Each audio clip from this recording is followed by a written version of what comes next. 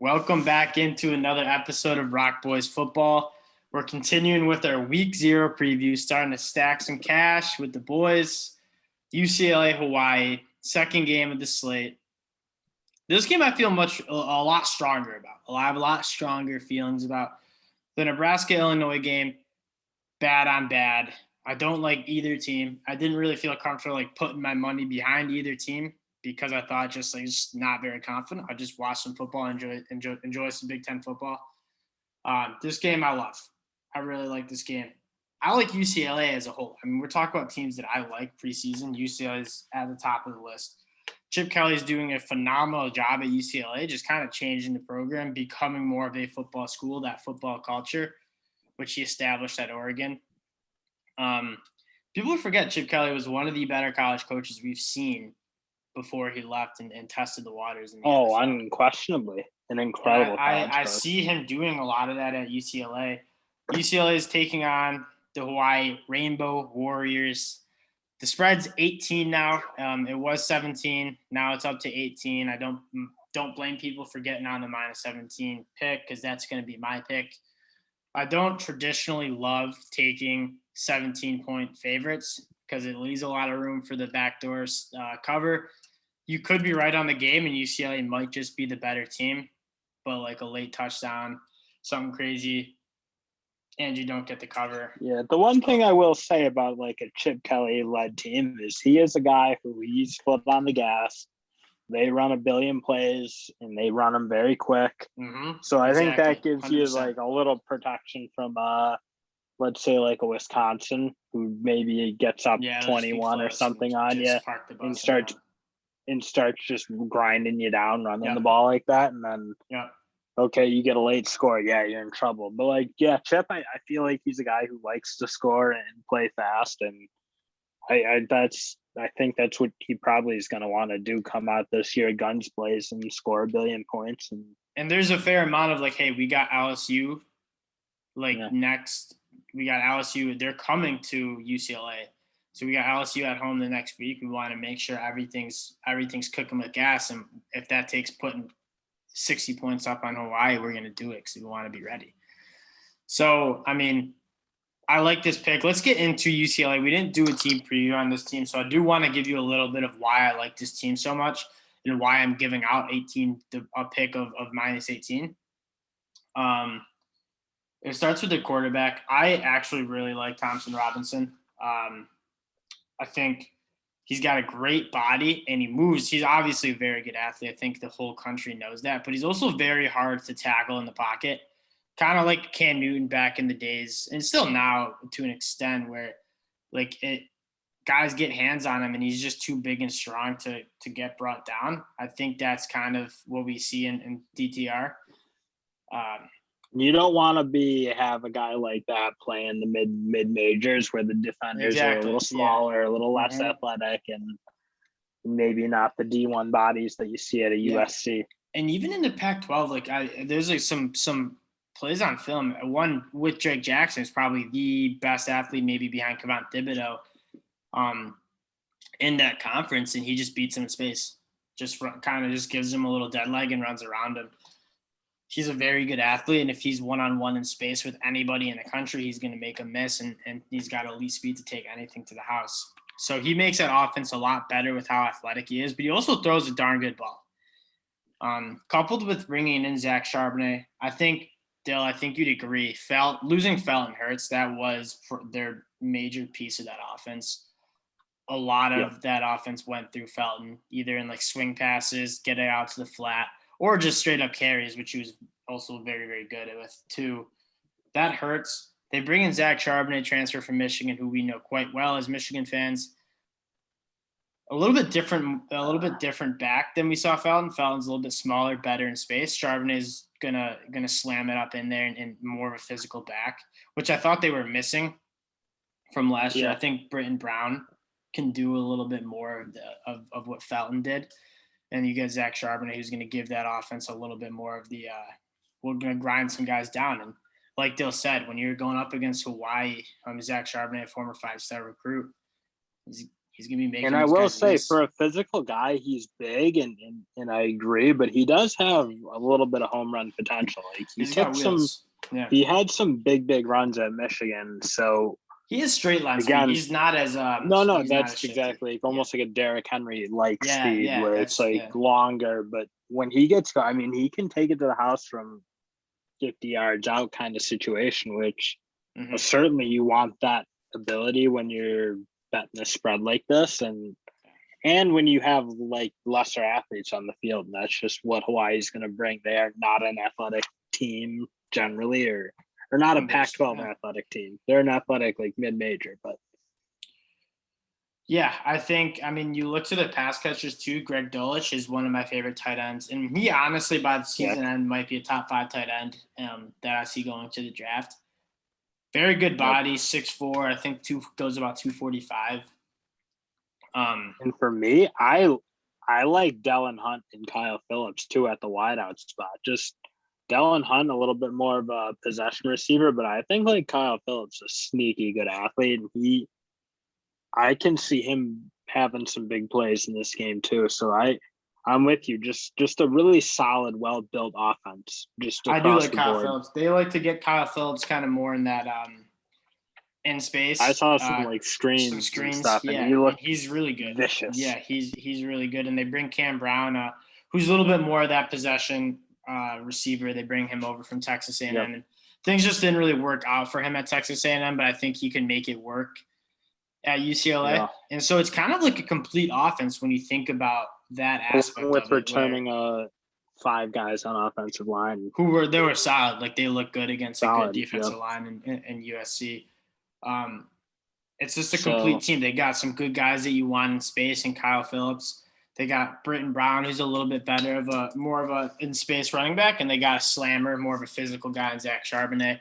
Obviously a phenomenal athlete in DTR who took care of the football for the most part. I think he only threw 4 interceptions last year to 12 touchdowns, so he looked good.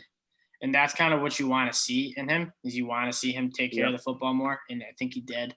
Obviously, if he stays healthy, he should be a really good football player for them. Moving over to the defensive side, and another reason why I like this pick, they play an aggressive brand of defense. I mean, they love blitzing linebackers. They love blitzing DBs. If you look down the chart, I mean, they're returning their top 5 tacklers. Caleb Johnson, who's a middle linebacker, has 5.5 sacks on the year. Mo Austin, a safety, has 3 sacks.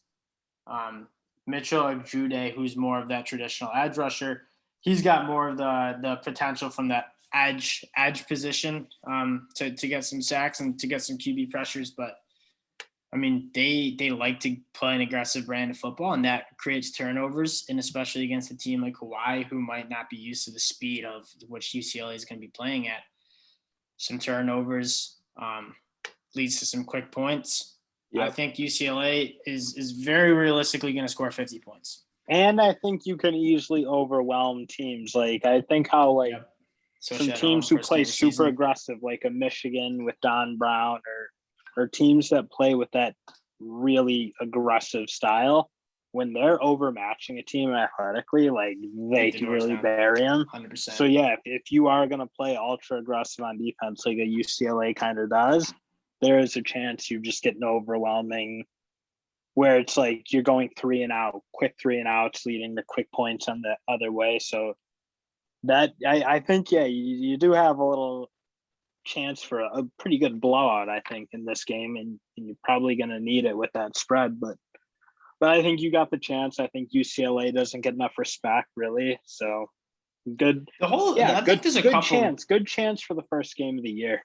There's a couple Pac-12 teams, UCLA and Arizona State. Arizona State may be getting the correct amount of hype, but a team like UCLA, who was pretty competitive in every single game they played last year, and they played some good teams, Oregon, Arizona State, USC. Should have beaten USC for sure. Yeah, and only lost to 3 by Oregon and beat Arizona State. Like, they're getting overlooked because the Pac-12 was a little bit irrelevant on the college football landscape. Didn't really have Oregon, or USC wasn't really their dominant self, and so they weren't really being talked about as a New Year's 6 game or getting into the college football playoffs. And as a result of that, I think UCLA is one of those teams that's just getting ignored. Everybody likes to talk about USC because of Keaton Slovis, or Oregon just because they're the Oregon Ducks. This UCLA team is the real deal. They're really good and competed with all these teams we see. And so I like the pick. A lot. Right. I think this is, I agree. I agree with just like the sense of what could happen, which is, and at the end of the day, Chip Kelly, like, just a disrespected guy. I think the way he left the NFL left a little sourness. And is Chip that good? Like, Chip is that good. Chip is that guy. Unbelievable. Yeah, he's going into his fourth year. He's going into his fourth year, and you see him turning around this program. You know what I mean? Oh, yeah. Like, and Scott, I think Scott Frost is also going to his fourth year, so it's kind of an interesting measuring pool where it's like they both took over programs that got decent football name. You know what I mean? Nebraska probably a little bit more. Football legacy for sure. Football legacy, yeah, exactly. But you see UCLA went from like very uncompetitive to like turning it around, and it's very likely to see them putting together a 7-5, 8-4 season, if not better. And it's very possible that Nebraska might only win 4 or 5 games. And so you see, like, UCLA looks like they're turning the corner, and Nebraska just doesn't seem that way. I like this pick. I like this team. I like it. Let's talk a little bit about Hawaii, though. Just to I mean, we might as well talk about the team they're playing. And it's not that I don't like Hawaii. We actually won some money against betting them against Houston in the bowl game. Calvin Turner, that's his name, right? Yeah, Calvin Turner. He's a senior for them. He's about as talented of a player. My issue is he's awesome, and he was probably the reason they won that game against Houston for the most part. But it's like he was dominating athletically for sure, and I just think when you are like playing a Houston that is less talented than UCLA as is, and I think was playing with a fair amount of opt-outs by that point, just due to the nature of the season and how it went for them. I think he won't like be as dominant in this game as say he was in that game against Houston, where he was by far the best athlete on that field. Yeah, no, I agree, and I like Calvin Turner, and he'll probably be one of the better athletes on the field against UCLA too. Guy realistically could have transferred and belongs at the Power 5 level. He's very, very good. But it doesn't mean as much when you're playing a Power 5 team like UCLA, who has a lot of talent, that his superior athleticism and talent isn't bleeding through as much. And I don't know if he'll be able to play the hero ball that he did for Hawaii last year when they're not playing any of those Power 5 teams. I like their quarterback, that dual threat guy. He led the team. Let me get his name. Siobhan Cordero. He can make it happen with his legs, and I like that, especially at the college level. He doesn't really throw the ball like that great. That's my issue, is like just not an overly consistent thrower. Like, and he's not a good enough athlete to be as reliant on his legs as he is. I mean, just looking like I think he's no Lamar Jackson. He's no Lamar Jackson. And again, if you want to just compare quarterbacks straight up, DTR is way more athletic and I think a better thrower. So it's a good pick. No, I agree. I think if I were to predict a score, I think Hawaii would be lucky to score 21. I don't think they'll get there. They could. I think UCLA probably hangs 50.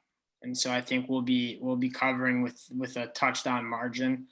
That's kind of what you look for. You look for it. Maybe you have a couple points. I think it'll be a 2-possession game, I think. And so not 2-possession. I was gonna say. I was thinking about I feel really good about UCLA kind of boat racing them. Kind of. I think you got a good shot at a boat race. And hey, we'll have eyeballs a lot. I mean, we'll both be watching this game.